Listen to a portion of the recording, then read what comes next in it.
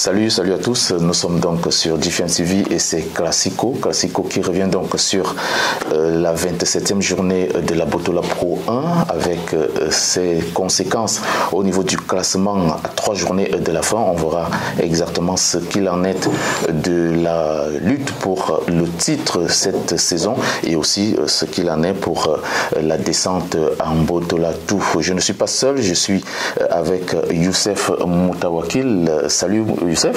Bonjour Bertrand. C'est un plaisir d'être avec toi encore ce jour. Comme toujours, j'ai le plaisir d'être présent sur cette belle et précieuse émission, le Classico. Youssef Moutawakil qui est donc un analyste sportif et également intermédiaire dans le domaine du football. N'oublions pas qu'on va aborder aussi les matchs de la 5e journée, les matchs de la 28e journée qui se jouent donc dès demain.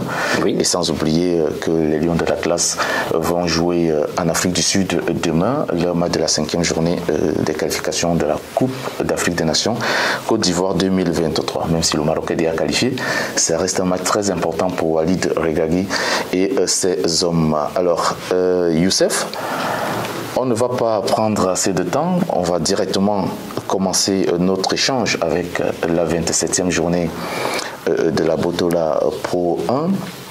Alors, je pense que tu peux quand même donner ton avis sur les conséquences de ces matchs. Les résultats, on peut essayer de les rappeler.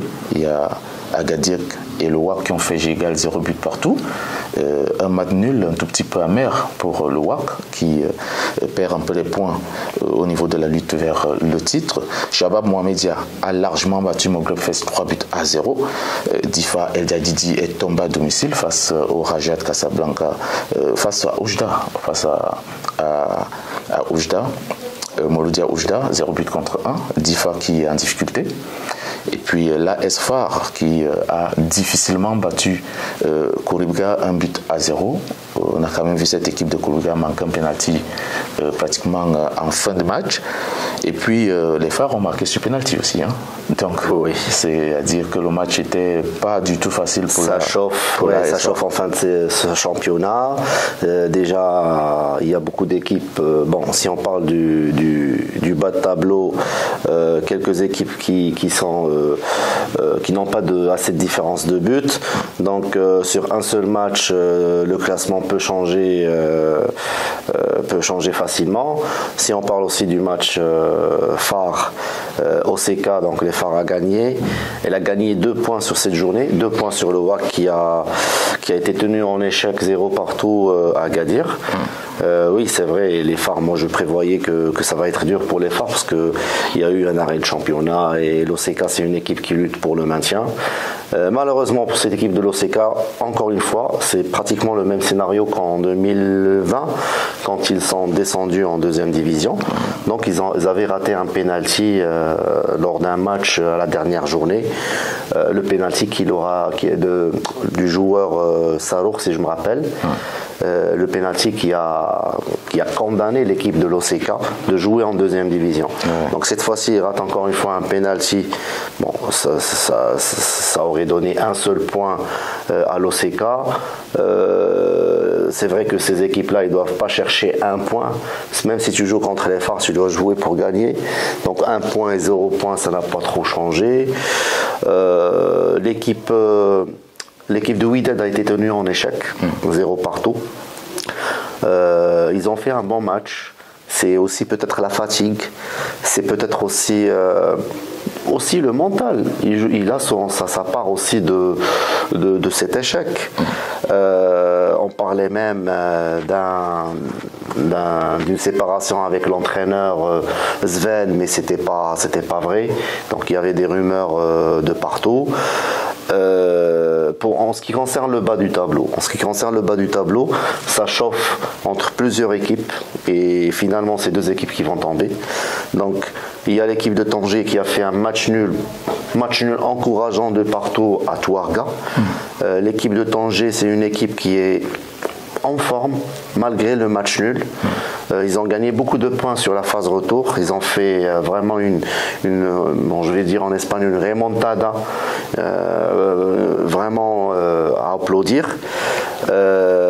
il y a aussi l'équipe Khouribga qui est en difficulté, qui a déjà mis un pied en deuxième division avec même son style de jeu. C'est une équipe qui joue mieux qu'avant, mais c'est une équipe qui n'arrive pas à gagner. Donc ils avaient gagné un match contre le Raja dernièrement, mais après ils n'ont pas confirmé sur quelques matchs. Ils ont fait des matchs nuls, des défaites. Donc c'est une équipe qui pour moi, à mon avis, elle a déjà mis un pas en deuxième division. En ce qui concerne Tanger, j'ai dit que c'est une équipe qui gagne beaucoup de points sur cette phase retour. Donc j'imagine que Tanger pourra s'en sortir de cette zone dans les 3 prochaines journées. Surtout qu'ils auront un match, je vais dire difficile contre El Jadida. Oui, on reviendra tout à l'heure, on reviendra sur les matchs de la 28. Parce qu'El Jadida, c'est une équipe aussi, tout comme Khouribga. C'est une équipe qui n'arrive plus à gagner, qui fait des matchs nuls, qui perd à domicile. Mais pire, cette fois-ci, ils ont perdu à domicile contre qui? Contre Oujda. Donc Oujda, c'est un concurrent de Jdida, de Tanger, de Khouribga. Tu perds contre cette équipe. Donc aussi, tu as mis un pied en deuxième division. Donc je peux pas confirmer ou dire c'est-à-dire les équipes qui vont descendre, mais apparemment selon notre expérience et notre vue panoramique, on voit que l'équipe d'El Jadida et de Khouribga, c'est des équipes qui s'en sortent mal. Donc c'est des équipes qui n'arrivent pas à gagner depuis plusieurs matchs. Je vais quand même aussi rester sur le match du WAC et des Phares, les 2 matchs, disons-le, assez importants, et le FUS aussi, qui cherche une place africaine. Et je pense que les 3 équipes se sont bien comportées sur le plan général, sauf peut-être le WAC qui allait faire un nul du côté de Agadir. Et on savait déjà que ça va être difficile pour le WAC. Avec le mental, il fallait faire le deuil de la finale manquée dimanche dernier face à Al-Ali. Et du coup, il fallait faire ses déplacements pour Agadir. Je pense qu'à ce niveau-là, le préparateur psychologique devrait faire un travail profond au niveau des joueurs. Ça impactait un tout petit peu au niveau de la confiance. Oui, ils ont fait un beau match, mais ils ont manqué un peu de confiance en eux. On a l'impression qu'il y a encore cette partie du match perdu à domicile, à la maison, face à la Ligue qui est restée en eux. Or, je pense que le discours, soit de l'entraîneur, soit du préparateur psychologique du club, pouvait être très très important avant de se déplacer sur Agadir. Ce match nul peut être très très conséquent pour le WAC. En fait, quand on veut parler de titre, mais s'il faut parler de la Ligue des Champions, oui, le WAC peut encore rester un tout petit peu tranquille à 3 journées de la fin, mais le WAC doit sauver sa saison. Et pour sauver le WAC, c'est une équipe qui doit au moins, c'est vrai, il y a encore la Coupe du Trône qui est là, mais la Botola, c'est quelque chose de très très important pour des équipes comme le WAC qui sont l'une des meilleures équipes en Afrique aujourd'hui. Bon, les Phares ont fait l'essentiel, ça a été difficile, mais l'essentiel était là, c'était d'aller chercher 3 points. N'eût été la maladresse des joueurs de Khouribga, où je pense aussi que de ce côté-là, il faut aussi que le préparateur mental, psychologique fasse un travail de fond pour dire aux joueurs, ne regardez pas notre position en championnat. Quand on va jouer, oublions que nous sommes au bas du tableau, allons jouer le match comme cela se doit, parce que si les joueurs vont aborder un match avec beaucoup de pression en disant nous sommes au bas du tableau, on doit absolument gagner et tout, ça peut avoir de l'impact au niveau du jeu, et ça a beaucoup dérangé les joueurs. Ouais, mais le problème, je ne veux pas rentrer beaucoup dans les détails, parce que Khouribga, si on parle du mental, les joueurs doivent être préparés et tout, mais il y a un véritable problème chez Khouribga. Déjà en début de saison, les recrutements n'étaient pas bien ciblés. Donc il y avait des recrutements de joueurs qui n'ont pas joué assez de matchs. Il y avait la venue d'un entraîneur tunisien qui a été licencié après la nouvelle élection du nouveau président. Il y avait des choix techniques qui n'étaient pas pas bien ciblés, des joueurs qui selon l'ex-entraîneur, il disait qu'il ne les voulait pas. Donc il y avait un problème à la base chez Kholibga. Donc je ne sais pas, la direction technique, est-ce qu'elle collabore avec les entraîneurs, avec le comité.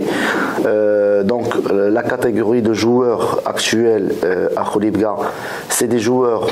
Il y a un mélange entre des joueurs expérimentés et des jeunes joueurs, mais ça manque un peu je dirais de maturité chez quelques joueurs, parce que l'équipe elle perd des matchs bêtement, elle n'arrive pas à préserver les 3 points sur quelques matchs, elle encaisse en fin de match. Donc il y a peut-être un problème. Maintenant ils ont un entraîneur le plus titré, c'est Mohamed Fakher, c'est l'entraîneur le plus titré dans le championnat du Maroc. Donc personne ne peut nier les performances de cet entraîneur, mais malheureusement là il travaille avec un club en difficulté. Voilà. Et l'effectif aussi qui exactement. Pas... Difficulté financière aussi. Oui. On devra parler parce que il y a une petite crise financière aussi chez le club. Les joueurs sont moins payés qu'avant, mais l'entraîneur. On peut pas critiquer l'entraîneur parce qu'il n'a pas commencé avec l'équipe dès le départ. Et il fait avec les moyens qu'il a. Exactement. Donc je pense que le problème était à la base, en début de championnat, sur les recrutements faits en début de championnat, parce qu'en janvier tu peux pas faire les meilleurs recrutements. Tu peux pas recruter les bons éléments. Les bons éléments tu les recrutes normalement en fin de championnat, après la fin de leur contrat ou bien après la période estivale, les vacances, début de saison. Ouais, tout à fait. Parlons aussi un peu de cette victoire du FUS face à Safi. Le FUS avait intérêt à les gagner pour essayer de s'accrocher à cette 3e place qualificative pour la Coupe de la CAF, chose qui a été faite. L'équipe du FUS aussi cette année a quand même joué un rôle très important durant la saison, parce qu'elle s'est toujours accrochée au haut du tableau, elle n'a pas lâché, avec l'arrivée de l'ancien coach du Raja de Casablanca, qui a essayé c'est l'ami, voilà, c'est l'ami qui a essayé de redynamiser cette équipe depuis le début de la saison, et quelques recrutements des joueurs aussi expérimentés comme Nana et autres qui font quand même la force de cette équipe du FUS. Je pense quand même que c'est une bonne dynamique du côté du FUS cette année, qui seront très très fiers de leur saison si jamais ils parviennent à décocher cette 3e place. Oui, normalement, je pense qu'ils sont sur la bonne voie. Sur les 3 prochains matchs, ils vont jouer contre Shabab Mohammedia le prochain match. Le Shabab Mohammedia, 99%, il est maintenu. L'équipe de FUS, c'est une équipe qui fait confiance toujours aux jeunes. C'est la première équipe au Maroc qui a une 2e équipe qui joue en 3e division. Donc en 3e division, c'est les joueurs de moins de 21 ans, moins de 19 ans. Donc ils ont vraiment une bonne pépinière. Oui. Parfois ces joueurs-là, ils sont intégrés à la première équipe. Et en 3e division, ils sont arrivés à terminer au milieu de tableau. Donc c'est une équipe qui a assez de joueurs, c'est une équipe qui s'intéresse beaucoup plus aux jeunes. C'est une équipe qui a aussi transféré ses joueurs de l'école vers d'autres clubs, soit au pays du Golfe, soit en Turquie, comme Monsef Hatimi, ou bien Naïf Agard, qui est formé à l'académie hockey, mais qui a joué au FUS, qui a fait des années avec le FUS. Ouais. Après, il est parti en France au Stade Rennais. Et maintenant, il joue à West Ham. Et on parle peut-être d'un possible départ vers Liverpool. Donc, c'est une équipe qui s'intéresse beaucoup plus aux jeunes. C'est une équipe qui arrive à réaliser de bons résultats avec ces jeunes. Donc, c'est pas facile. Hein. C'est pas donné à n'importe quelle équipe. Parce que si tu commences à faire confiance à 70% des jeunes dans ton équipe, là, tu peux prendre le risque. Ouais. Parce que le football aujourd'hui, c'est avoir tout un mélange de joueurs entre jeunes et expérimentés. D'accord. Donc je pense que Selami fait un travail remarquable à l'équipe du FUS. Déjà, il a fait de bons résultats avec le Raja. Malheureusement, il y a eu des problèmes apparemment entre public, comité, entraîneur. Donc lui, je pense qu'il a fait son bon choix aussi de se séparer amicalement avec le club et de venir entraîner une équipe comme le FUS. Ouais. Une équipe qui a moins de pression. Moins de pression, exactement. Une équipe qui s'intéresse aux jeunes. Et voilà, l'entraîneur aussi, donc il fait son travail. Il a tous les moyens aussi pour réussir. Donc déjà une 3e place cette année et jouer la CAF l'année prochaine, je pense que c'est une saison réussie. Une saison réussie pour l'équipe du FUS. Et je voulais aussi qu'on s'attarde un peu sur les équipes promues cette saison. Touarga, par exemple, et Maghreb Tétouan, qui démontrent quand même qu'ils ont de la place dans cette équipe, dans ce championnat, parce qu'ils sont aussi à 90% maintenus pour la saison prochaine. Mais au début du championnat, Maghreb Tétouan était au haut du plateau. Il menaçait un tout petit peu les premières places pendant environ 8 à 9 journées, on les voit flirter avec la 3e, 4e place. Ouais, l'équipe de Tétouan, au départ, ils ont fait des recrutements de plusieurs joueurs, mais malheureusement, ils n'ont pas été qualifiés. Ils avaient un problème de litige avec la fédération, donc ils n'ont pas encore, jusqu'au mois de janvier, ils n'avaient pas encore rétabli voilà, ces problèmes-là. Ils ont été interdits de recrutement. Ce n'est qu'à partir du mercato de janvier qu'ils ont pu qualifier certains joueurs et peut-être pour les résultats au départ ça allait bien malgré les difficultés, malgré les recrutements, malgré que tu fais jouer des joueurs inexpérimentés, mais l'équipe s'en sortait bien et sur cette phase retour je pense que malgré ces recrutements, des joueurs qualifiés, expérimentés, donc les résultats n'ont pas trop changé. C'est une équipe contradictoire. C'est une équipe qui gagne aujourd'hui et qui perd le match prochain et qui fait un match nul. Voilà, les résultats ne sont pas équilibrés sur cette équipe. Le maintien, il est bon, je peux dire qu'il est assuré pour l'équipe de Tétouan. Donc, comme j'ai dit auparavant, c'est les équipes de Tanger et Jadida, Kouribga. Ces 3 équipes, ils sont en difficulté, donc ils jouent le maintien. Pour l'équipe de Touarga, donc tu as évoqué cette équipe, c'est très bien, parce que prends l'exemple de l'équipe du FUS.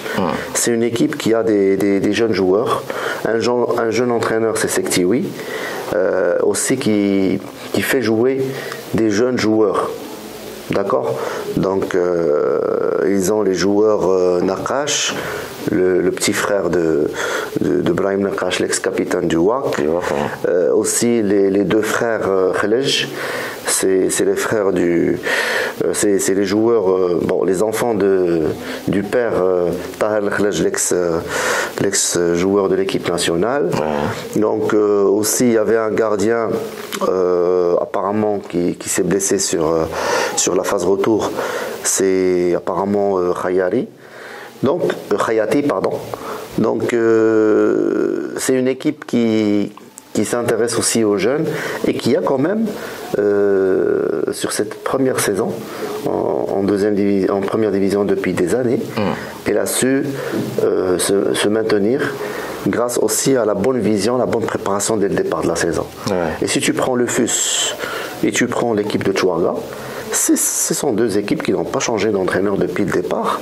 Ils ont fait leur programme et ils ont réussi ce programme. Est-ce que l'équipe du FUS a fait un programme pour le maintien? Non, je pense pas. Ils ont fait un programme pour arriver à jouer les 3 premières places. L'équipe de FUS, n'oublions pas qu'ils ont remporté le championnat il y a quelques années avec Walid Regragui, leur premier championnat. Ils ont gagné la CAF, je pense, en 2010 ou 2011 contre Sfax. Donc c'est une équipe qui ne va pas dire que notre objectif cette saison c'est le maintien, mais peut-être jouer les 3 premières places. L'équipe de Touarga, Ils ont réussi aussi le maintien. Le maintien, oui. Voilà, donc c'est peut-être leur objectif dès le départ. Je l'ai entendu aussi. J'ai entendu aussi le coach Sextiwi qui l'a dit. Il y a quelques journées, il a dit que notre objectif dès le départ de la saison, c'était le maintien. Tout à fait, c'est normal pour une équipe qui vient d'accéder en Botola, donc il faudra rejouer le maintien. Voilà, donc voilà. Alors si on s'attardait un peu maintenant sur le classement, on voit les conséquences au niveau du classement. Les Phares consolident leur place de leader 60 points, le WAC 57 points. On a 3 points d'écart déjà. Est-ce qu'on peut dire que le WAC peut dire adieu à la Botola cette saison? Tant que l'arbitre n'a pas sifflé à la 30e journée ou la 29e journée, tout dépend des résultats, on ne peut pas dire que cette équipe va gagner le championnat ou pas. Il y a encore 3 journées. Exactement, parce qu'il y a aussi un respect d'adversaire. Si on dit que les Phares vont jouer contre le MAS le match prochain, donc on doit respecter l'adversaire qui est le MAS. Donc c'est pas que les Phares vont gagner. Et c'est pas facile, ça va être un match difficile. Donc le MAS, c'est une équipe aussi en difficulté financière, c'est une équipe qui ne réalise pas de résultats. Donc le public il n'est pas très satisfait de cette équipe. Il souhaite voir son équipe jouer, par exemple, revenir à la CAF. Maintenant c'est difficile. Donc peut-être on pourra voir l'équipe du MAS dans les prochaines saisons revenir fort, mais pour cette saison je pense que c'est une saison très moyenne pour cette équipe qui a joué juste le maintien. Ouais. Donc c'est un peu ça. Disons que l'écart se creuse, mais il y a encore beaucoup de choses qu'on pourra voir sur ces 3 dernières journées entre les Phares et le WAC.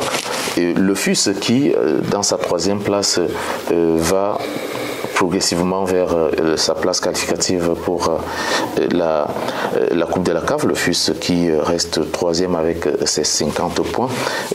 Au milieu du tableau, on a beaucoup d'équipes qui ont assuré. Bon, là, on va descendre au bas du tableau parce que c'est aussi intéressant de parler un peu du bas du tableau dans ce classement, avec notamment le 13e qui est le Mouloudia Oujda avec ses 28 points. Il n'y a que 4 points qui les séparent du premier non relégable, Difa El Jadida 24 points.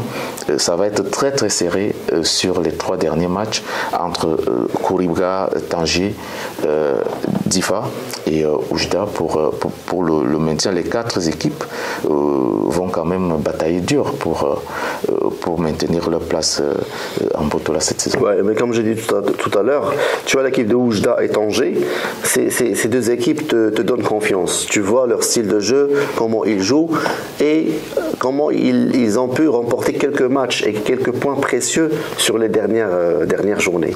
Si tu prends Kouribga et Difa, c'est pas la même chose. Tu vois que ce sont des équipes tu vois dès le départ, dès l'entame du match, tu vois que c'est des équipes qui vont pas gagner. Quand tu prends l'équipe d'El Jadida avec son public et son stade, tout le monde était motivé pour jouer contre Oujda et remporter les 3 points. Tu perds ce match à domicile. Tu perds contre qui? Contre Oujda. Oujda, il a fait un excellent match. Ils ont bien préparé ce match. Tandis que El Jadida, tu vois qu'ils s'en sortent mal. Donc voilà le problème. L'équipe de Kouribga, c'est la même chose.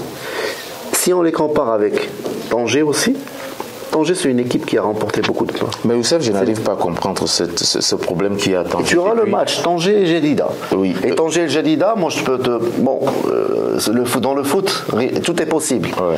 Mais selon ma propre opinion, je pense que Tanger est favori pour remporter ce match. Mais j'aimerais savoir, ces 3 dernières saisons, Tanger a toujours flirté avec la relégation. L'année passée, ils ont manqué de peu de descentes. Cette année, on croyait qu'ils allaient se remettre pour jouer le milieu du tableau ou peut-être aller chercher une place africaine, parce que Tanger, il ne faut pas l'oublier, c'est quand même une équipe qui représente beaucoup pour le championnat marocain. Il y a des années où cette équipe était très très compétitive au sein de la Botola, mais depuis ces dernières saisons, elle flirte avec le bas du tableau. Est-ce qu'il y a un véritable problème au niveau du management de cette équipe dans l'administration? Depuis qu'ils ont remporté le championnat, ils sont en difficulté. La saison qui suivait, donc il n'y a pas eu d'amélioration. Bien, ils ont joué la Ligue des Champions. Ils sont sortis avant la phase de groupe. Je pense qu'ils avaient gagné une équipe du Niger. Ils se sont qualifiés difficilement. Après, ils se sont disqualifiés contre l'équipe de Saoura. Saoura, l'équipe algérienne. Donc, je pense que après avoir remporté le championnat, l'équipe de Tanger est en difficulté. Donc, elle joue pour le maintien. Elle a joué le maintien durant 4-5 ans. Donc, ils ont changé beaucoup d'entraîneurs. Ils ont fait beaucoup de recrutements. Ils sont en difficulté financière.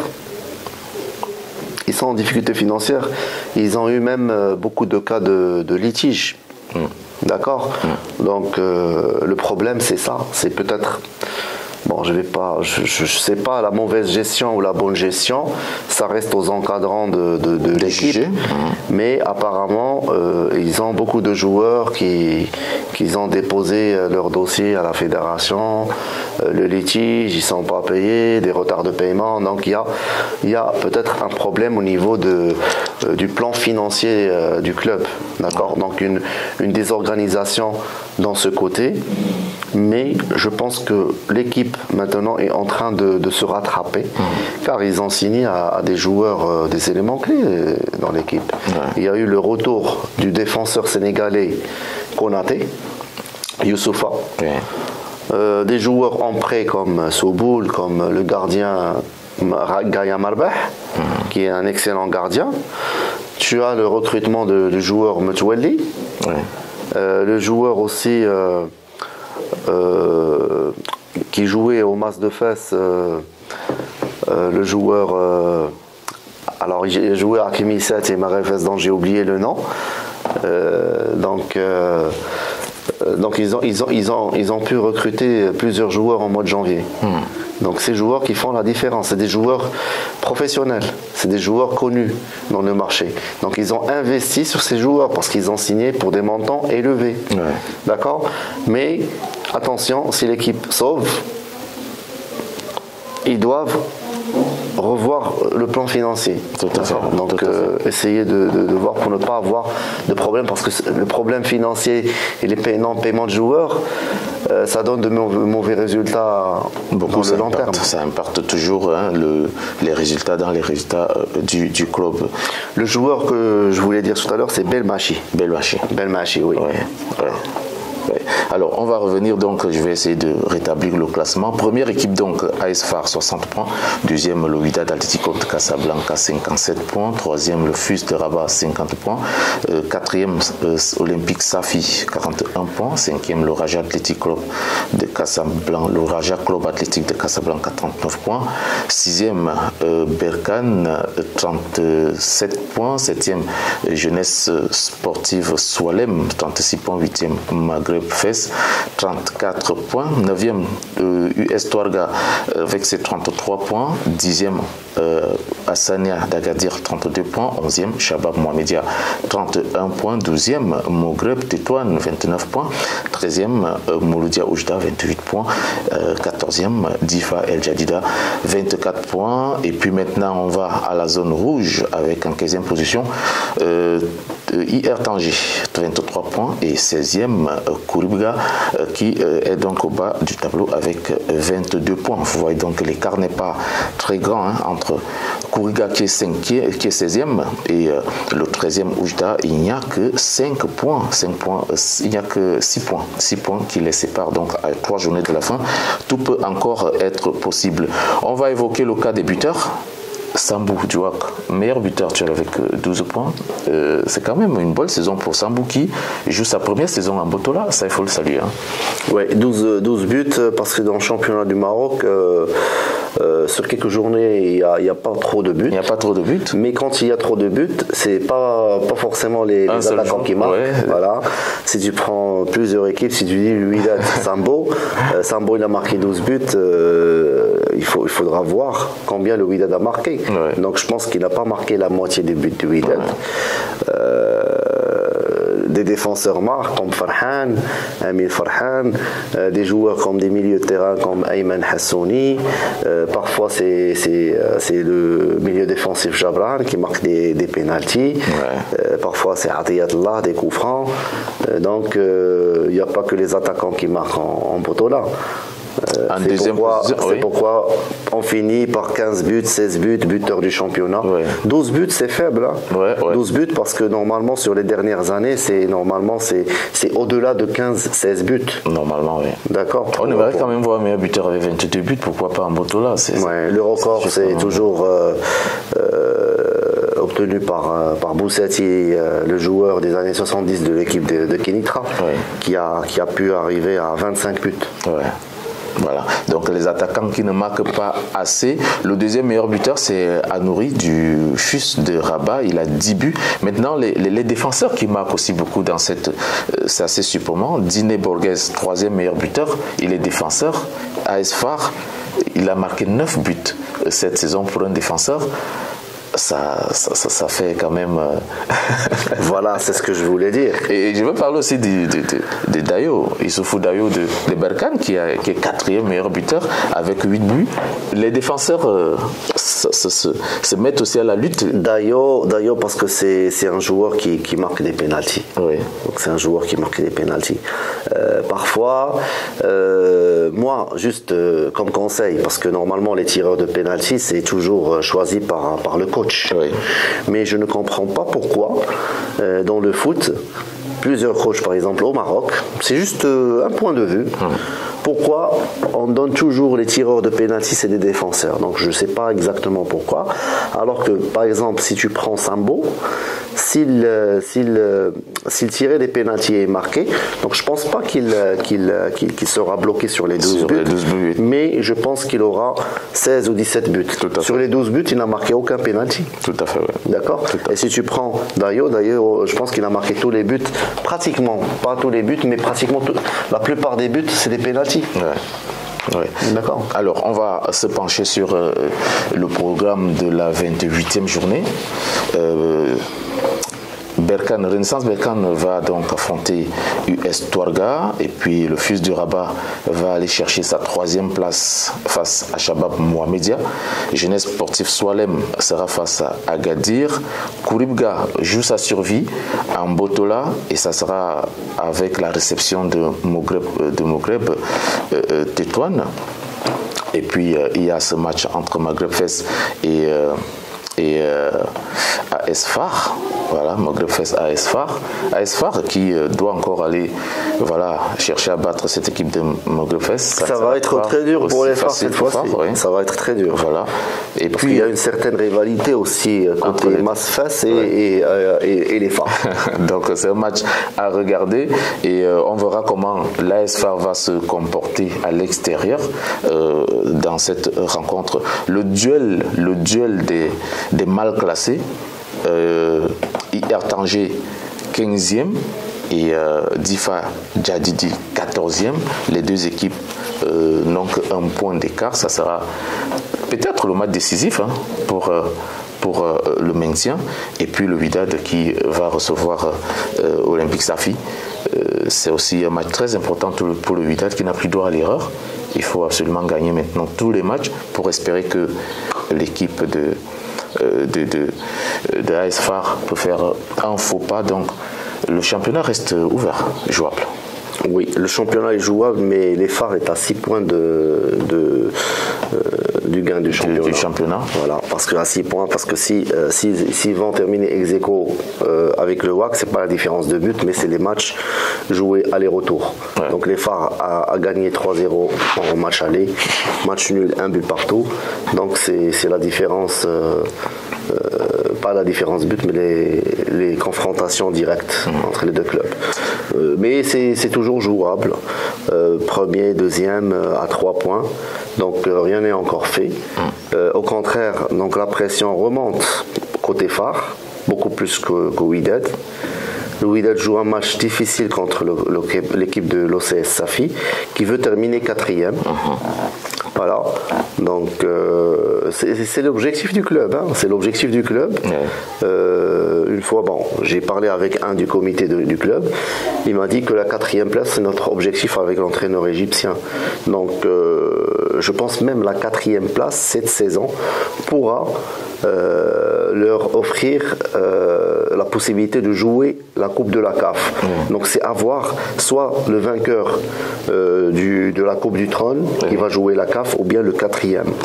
Donc c'est pas encore confirmé parce que la finale de la Coupe du Trône ne va pas se jouer maintenant, elle va se jouer un peu plus tard. Donc voilà, donc je pense que l'équipe de Safi va être présente à Casa pour faire un bon match et pour remporter les 3 points. Alors, on va fermer donc la page de la Botola Pro 1. On a parlé un peu de tout, des résultats de la 27e journée, du classement des meilleurs débuteurs et ce programme de la 28e journée qui se joue donc dès demain. On va aborder le deuxième sujet juste vers la fin de cette émission. On va parler de la 5e journée des qualifications de la Coupe d'Afrique des Nations 2023. L'Afrique du Sud accueille les Lions de l'Atlas du Maroc. Les Lions de l'Atlas sont déjà qualifiés, mais quand même, ce match reste important pour Walid Regragui qui veut continuer dans la dynamique de la Coupe du Monde. Ça, il faut le noter. Et ça va aussi se jouer au niveau du classement FIFA parce que c'est important pour l'équipe du Maroc qui doit absolument rester au top des meilleures équipes du monde en ce moment. Bono et Nesri peuvent être entrants dans cette rencontre parce qu'il faut aller jouer pour gagner absolument. Ce n'est plus pour observer les joueurs. Oui, tout à fait. Walid ne convoque que les joueurs qui méritent d'être convoqués. Malheureusement, sur un match amical, bon, je vais dire malheureusement et heureusement, parce que il a pu voir la performance de certains joueurs. Donc, c'est difficile de jouer au mois de juin et de faire une concentration de clubs. Les joueurs sont en vacances.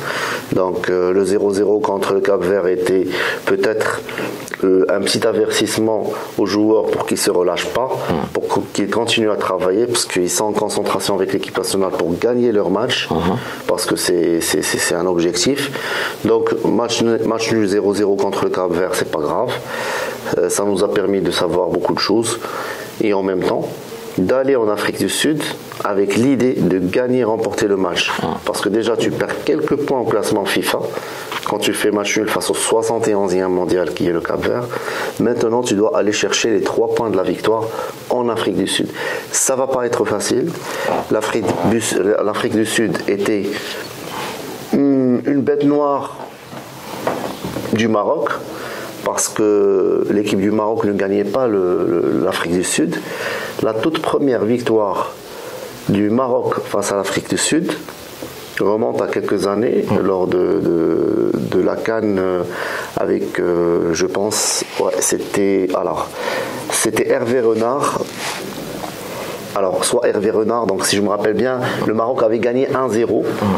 1-0, but marqué par penalty. Donc, difficile victoire. Première victoire de l'histoire du Maroc contre l'Afrique du Sud. Lors du match aller à Rabat, le Maroc a gagné difficilement 2-1. Avec Wahid Halilodzic. Le Maroc perdait 1-0 en mi-temps. Après, ils ont fait le 2-1 difficilement. Donc j'espère que cette fois-ci avec Regragui, il y aura une 3e victoire de suite contre l'ex-bête noire, l'Afrique du Sud. Et comme ça, donc, ça n'impactera pas négativement notre classement mondial.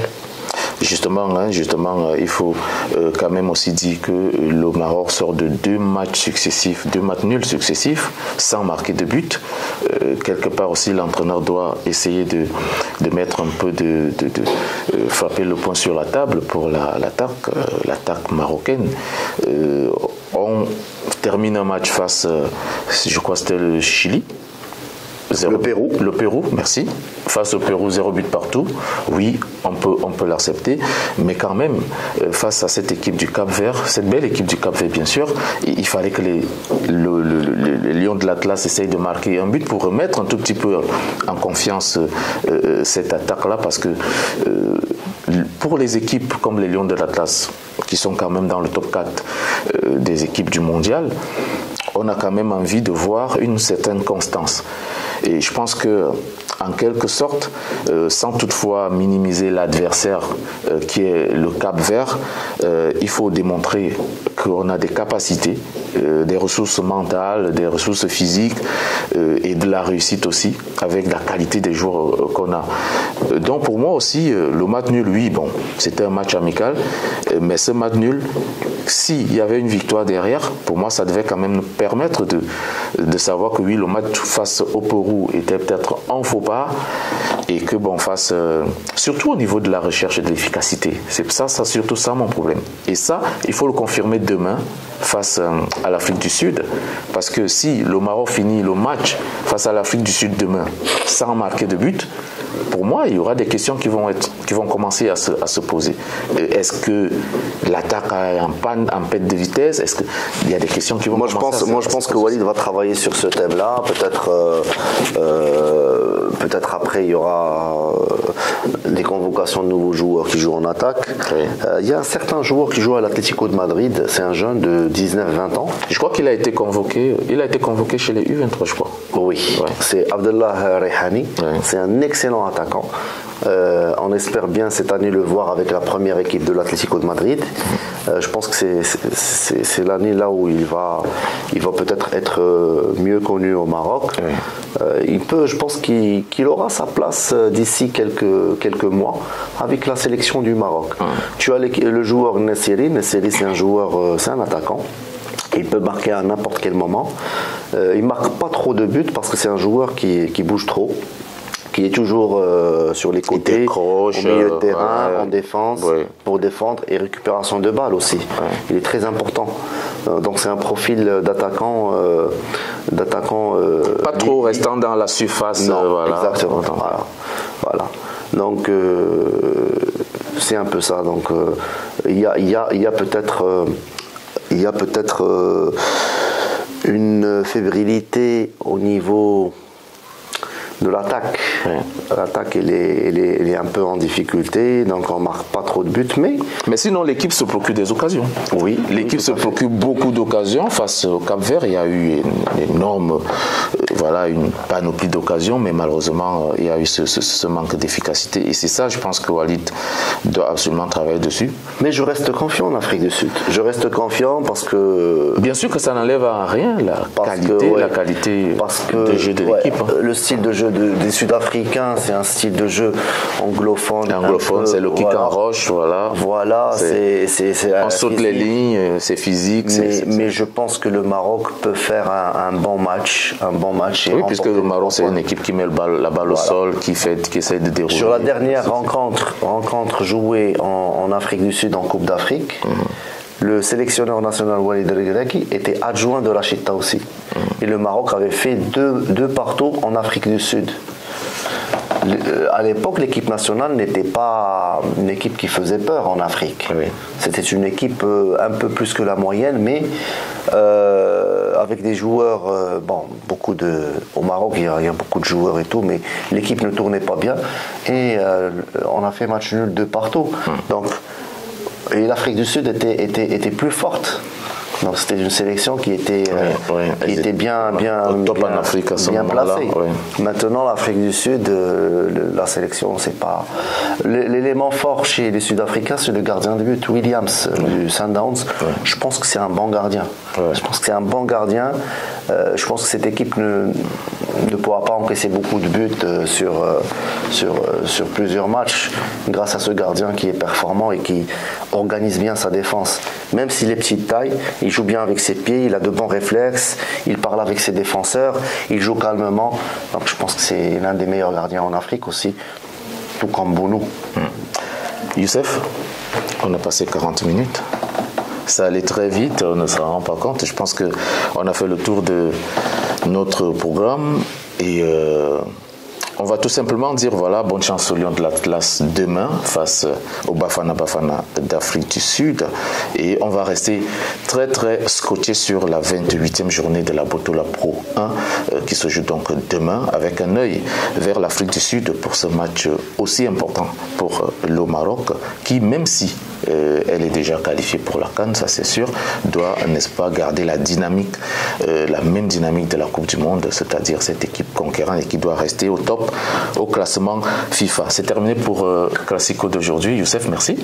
Merci à vous Bertrand et merci aussi aux téléspectateurs qui nous ont suivis durant toute cette émission.